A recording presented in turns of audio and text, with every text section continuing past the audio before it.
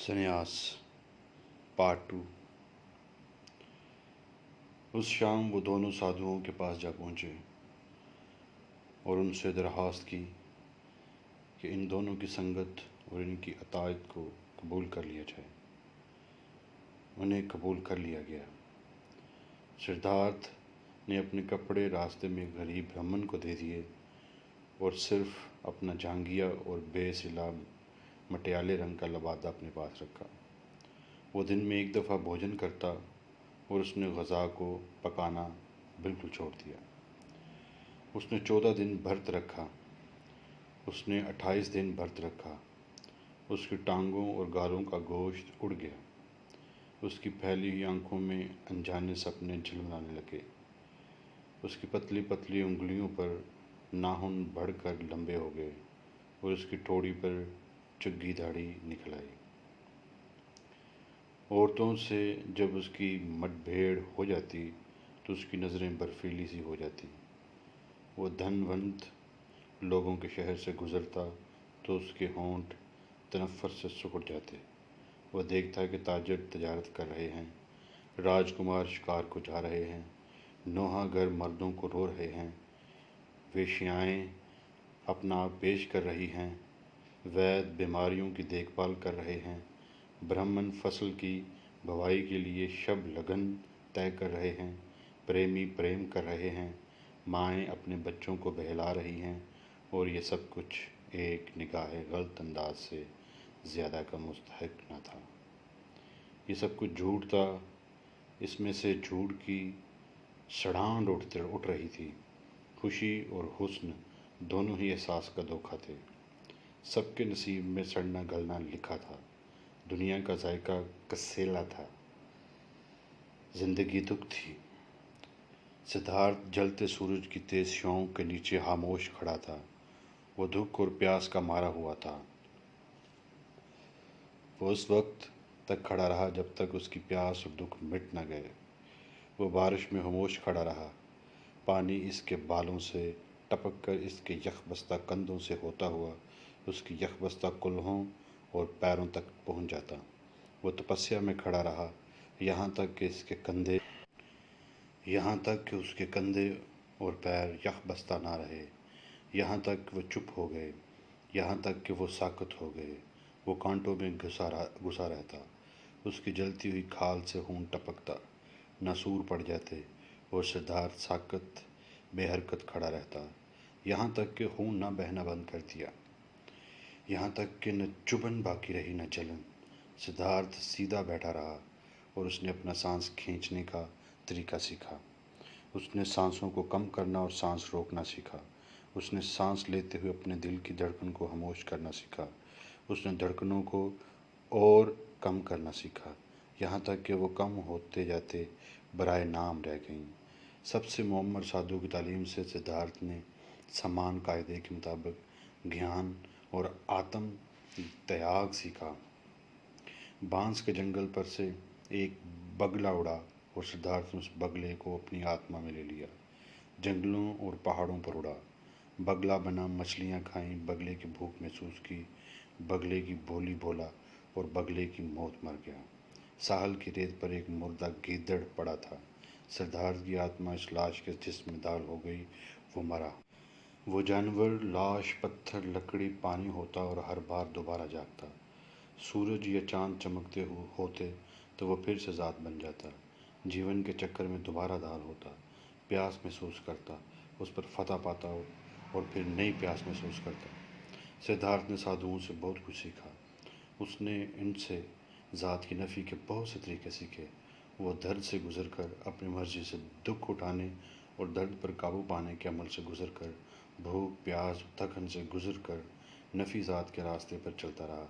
वो ज्ञान के ज़रिए अपने तन को तमाम शक्लों से खाली कर लेने के ज़रिए नफ़ी ज़ात के रास्ते पर चलता रहा। उन रास्तों पर और उनके अलावा दूसरे रास्तों पर चलना उसने सीखा। उसने हज़ार बार अपनी ज़ात को खोया और दिनों तक गैर वजूद की कैफियत में रहा। हालांकि वो रास्ते ज़ात से दूर ले जाने वाले थे, मगर बिलाखिर ये उसे ज़ात तक ही ले आते हैं। हालांकि सिद्धार्थ हज़ारों बार ज़ात से भागा, جانور اور پتھر بن کے جیا۔ اس کی واپسی یقینی تھی، وہ گھڑی یقینی تھی جب وہ اپنے آپ کو سورج کی دھوپ میں یا چاندنی میں، سائے میں یا بارش میں دوبارہ پا لیتا اور دوبارہ ذات بن جاتا، دوبارہ سدھارتھ بن جاتا، دوبارہ سے جیون کے چکر میں پھنس جاتا۔ اس کے ساتھ اس کا سایہ گووند تھا، وہ بھی اسی راستے پر چلتا، وہی کوشش کرتا، اپنی ریاضت اور خدمت گزاری کے ذریعے۔ وہ دونوں شاذ و نادر آپس میں بات کرتے۔ کبھی کبھی وہ اپنے لیے اور اپنے استادوں کے لیے کھانے کی بھیک مانگنے دیہاتوں میں جاتے۔ تمہارا کیا خیال ہے گووند؟ سدھارتھ نے ایک ایسے سفر پر جاتے ہوئے پوچھا۔ کیا تمہارے خیال میں ہم آگے بڑھے ہیں؟ کیا ہم اپنی منزل تک پہنچ گئے ہیں؟ گووند نے جواب دیا، ہم نے سیکھا ہے اور ہم ابھی تک سیکھ رہے ہیں۔ تم بہت بڑے سادھو بنو گے سدھارتھ، تم نے ساری مشقیں جلدی سیکھ لی ہیں۔ بوڑھے سادھو اکثر تمہاری تعریف کرتے ہیں، ایک دن تم بڑے یوگی بنو گے سدھارتھ۔ سدھارتھ نے کہا، میں تو ایسا نہیں سمجھتا میرے دوست۔ اب تک میں نے سادھوؤں سے جو کچھ سیکھا ہے وہ تو میں زیادہ آسانی سے اور زیادہ تیزی سے کسی رنڈی کے کوٹھے پر اور جواریوں میں رہ کر سیکھ سکتا تھا۔ گووند نے کہا، سدھارتھ مذاق کر رہا ہے، بھلا گیان دھیان، دم ساتھ لینا، دکھ درد اور بھوک سے بے حسی تم ان کمینوں سے کیسے سیکھ سکتے تھے؟ اور سدھارتھ نے ہولے سے کہا، جیسے وہ اپنے آپ سے کہہ رہا ہو، گیان کیا ہے، آتم تیاگ کیا ہے، بھرت کیا ہیں، دم ساتھ لینا کیا ہے، یہ سب ذات سے فرار ہے، یہ سب ذات کے کرب سے عارضی گریز ہے، یہ زندگی کے درد اور حماقت سے عارضی تسکین ہے۔ بیل ہانکنے والا سرائے میں بیٹھ کر جب چاول کی شراب یا ناریل کے دودھ کے پیالے چڑھاتا ہے تو وہ بھی یہی راستہ اختیار کرتا ہے، یہی دوا استعمال کرتا ہے۔ پھر وہ اپنی ذات کو محسوس نہیں کرتا، زندگی کا درد محسوس نہیں کرتا، پھر اسے عارضی فرار کا احساس ہوتا ہے۔ جب وہ چاول کی شراب پی کر سو جاتا ہے تو اسے وہی کچھ مل جاتا ہے جو سدھارتھ اور گووند کو اس وقت ملتا ہے جب وہ بھاری تپسیا کے بعد اپنے بدن سے فرار پاتے ہیں اور غیر ذات میں مقیم ہو جاتے ہیں۔ گووند نے کہا، تم یوں کہتے ہو میرے دوست، مگر تمہیں پتہ ہے کہ نہ تو سدھارتھ بیل ہانکنے والا ہے اور نہ ہی سادھو شرابی ہیں۔ بلا شبہ شرابی کو فرار حاصل ہو جاتا ہے، اسے ذرا دیر کی فراغت اور آرام مل جاتا ہے، مگر جب وہ اس شراب سے ہوشیار ہوتا ہے تو اسے ہر چیز دوبارہ پہلے جیسی ملتی ہے، اسے دانائی حاصل نہیں ہوتی اور علم حاصل نہیں ہوتا، وہ آگے تو نہیں گیا ہوتا۔ سدھارتھ نے جواب دیا اور اس کے چہرے پر مسکراہٹ پھیل گئی، مجھے نہیں معلوم، میں کبھی شرابی نہیں رہا، مگر میں یعنی سدھارتھ اپنے تمام گیان دھیان اور تپسیا میں محض تھوڑی سی تسکین ہی حاصل کر سکتا ہوں۔ دانائی اور مکتی سے میں اتنا دور ہوں جیسے ماں کی کوکھ میں بچہ۔ ہاں گووند، مجھے اتنا ضرور معلوم ہے۔ ایک اور موقع پر جب سدھارتھ گووند کے ساتھ اپنے ساتھیوں اور استادوں کے لیے بھیک مانگنے جنگل میں سے چلا تو سدھارتھ یوں کہنے لگا، ہاں تو گووند، کیا ہم صحیح راستے پر جا رہے ہیں؟ کیا ہمارے علم میں اضافہ ہو رہا ہے؟ کیا ہم مکتی کی جانب بڑھ رہے ہیں یا پھر ہم دائروں میں گھوم رہے ہیں؟ ہم جنہیں چکروں سے فرار حاصل کیا، ہم جنہیں چکروں سے فرار سکون گیا تھا۔ گووند نے کہا، ہم نے بہت کچھ سیکھا ہے سدھارتھ، پھر بھی ہم میں کچھ سیکھنا باقی ہے۔ ہم دائروں میں نہیں گھوم رہے ہیں، ہم اوپر جا رہے ہیں، ہمارا راستہ چکردار ہے، ہم کئی سیڑھیاں اوپر جا چکے ہیں۔ سدھارتھ نے جواب دیا، تمہارے خیال میں ہمارا قابل قدر گرو، وہ سب سے بڑا بوڑھا سادھو کتنا بوڑھا ہے؟ گووند نے کہا، میرے خیال میں وہ 60 کے پیٹے میں ہوگا۔ اور سدھارتھ نے کہا، وہ 60 برس کا ہے اور پھر بھی اسے نروان حاصل نہیں ہوا۔ وہ 70 برس کا ہوگا اور پھر 80 سال کا ہو جائے گا، اور میں اور تم، ہم بھی اس جتنے بوڑھے ہو جائیں گے۔ ہم تپسیا کریں گے، برت رکھیں گے، گیان دھیان کریں گے، مگر ہمیں نروان نہ ملے گا، نہ اسے نہ ہمیں۔ گووند، مجھے وشواس ہے کہ کہ ان سادھوؤں میں سے کوئی بھی نروان حاصل نہ کر سکے گا۔ ہم بہانے ڈھونڈ لیتے ہیں، ہم اپنے آپ کو دھوکہ دینے کے لیے ترکیبیں نکال لیتے ہیں، مگر جو اصل چیز ہے، جو راستہ ہے، وہ ہی نہیں ملتا۔ اتنے خوفناک الفاظ تو منہ سے نہ نکالو، گووند نے کہا۔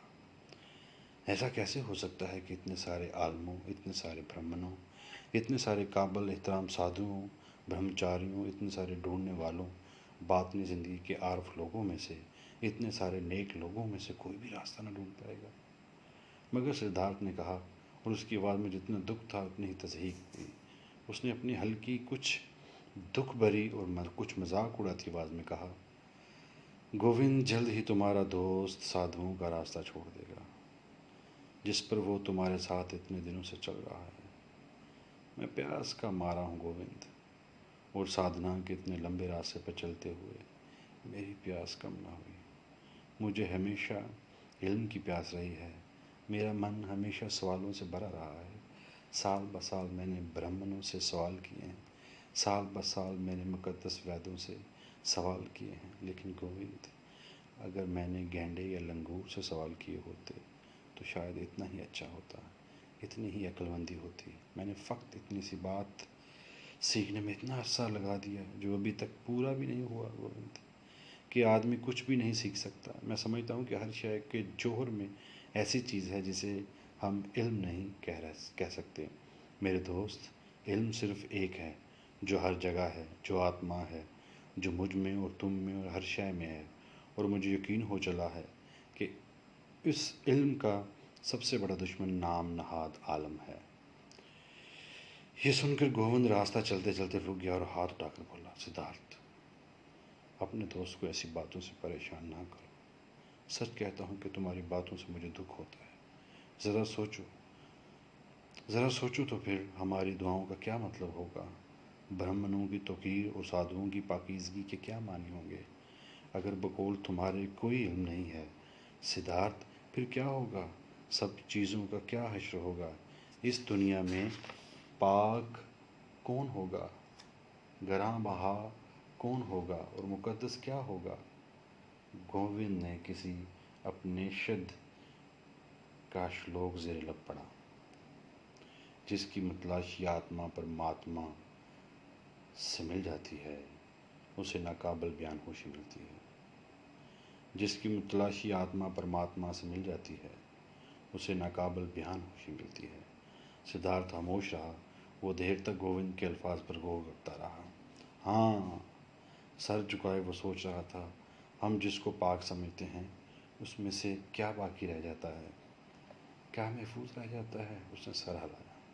ایک دفعہ جب دونوں نوجوانوں کو سادھوؤں کے ساتھ رہتے ہوئے اور ان کے ساتھ ریاضت کرتے ہوئے 3 برس ہو چکے تھے تو انہوں نے کئی ذرائع سے ایک اطلاع، ایک افواہ سنی۔ کوئی شخص ظاہر ہوا تھا جس کا نام گوتم تھا، جو اعلیٰ مرتبت تھا، جو بدھ تھا۔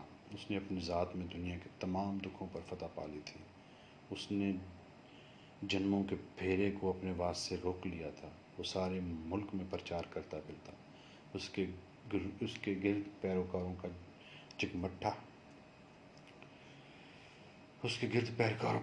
کا جمگٹھا تھا۔ اس کی کوئی ملکیت نہ تھی، وہ بے گھر تھا۔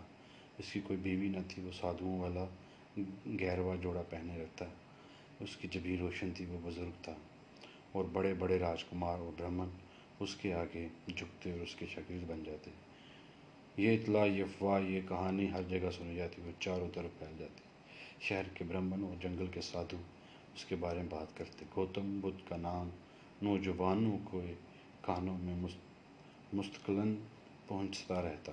کبھی اس کا ذکر عزت کے ساتھ ہوتا تو کبھی برائی سے، کبھی اس کی تعریف کی جاتی اور کبھی تحقیر۔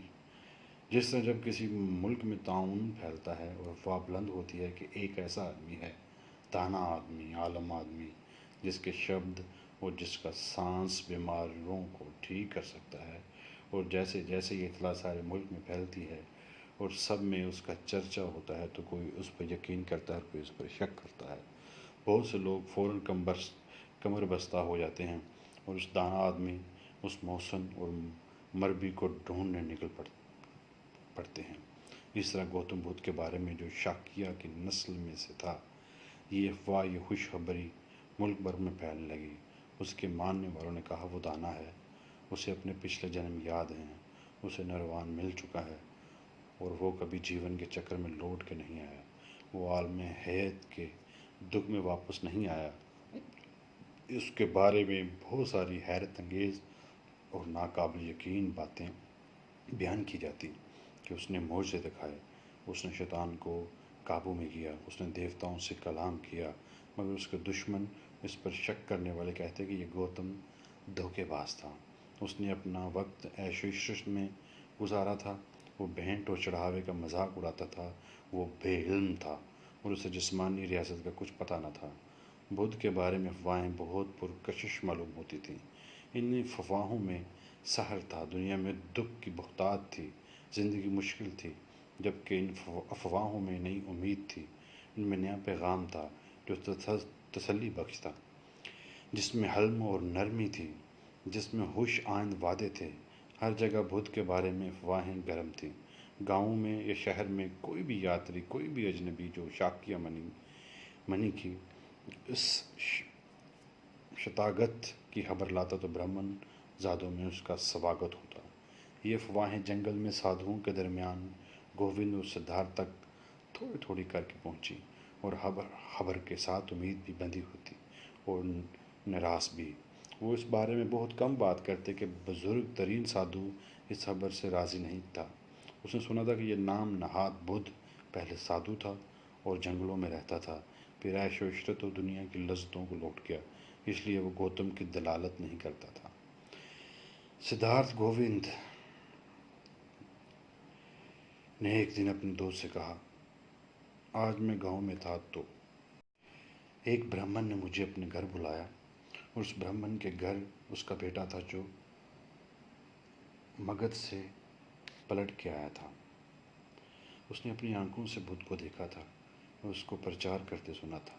سچ مچ میرا دل و خواہش سے بھر گیا، اور میں نے سوچا کہ کاش سدھارتھ اور میں وہ دن دیکھیں جب ہم اس مہاتما کے ہونٹوں سے خود اس کی شکشا سنیں۔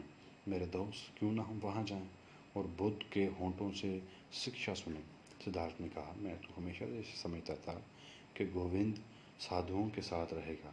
مجھے ہمیشہ سے یہ خیال تھا کہ اس کا مقصد یہی ہے کہ 60-70 برس کا ہو جائے اور وہی کام کیے جائے جو سادھو سکھاتے ہیں، مگر مجھے گووند کے بارے میں کتنا کم علم تھا۔ مجھے کیا پتہ تھا کہ اس کے من میں کیا ہے؟ اور اب میرے پیارے دوست، تم نئے راستے پر چلنا چاہتے ہو اور جا کر بدھ کی باتیں سننا چاہتے ہو۔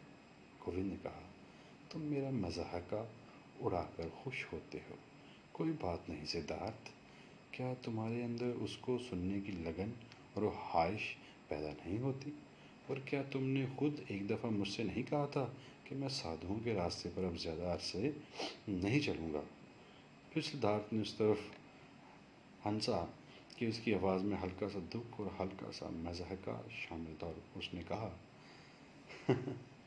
تم نے ٹھیک کہا گووند، تمہیں صحیح یاد تھا، مگر تمہیں یہ بھی تو یاد ہوگا کہ میں نے تمہیں کچھ اور بھی بتایا تھا، یہ کہ میں ساری تعلیمات پر شبہ کرنے لگا ہوں، اور مجھے ان الفاظ پر کم ہی یقین ہے جو استادوں کی زبان سے ادا ہوتے ہیں۔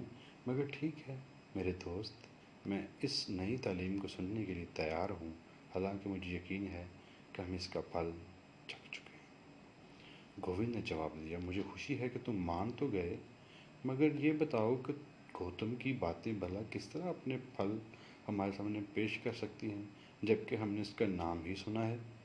سدھارتھ نے جواب دیا، چلو ہم اس پھل سے لطف اندوز ہوں گے اور آئندہ کے پھلوں کا انتظار کریں گے۔ گووند، یہ پھل جس کے لیے ہم پہلے ہی گوتم کے احسان مند ہیں، دراصل یہ حقیقت ہے کہ وہ ہمیں سادھوؤں سے دور کھینچ کر لے جا رہا ہے۔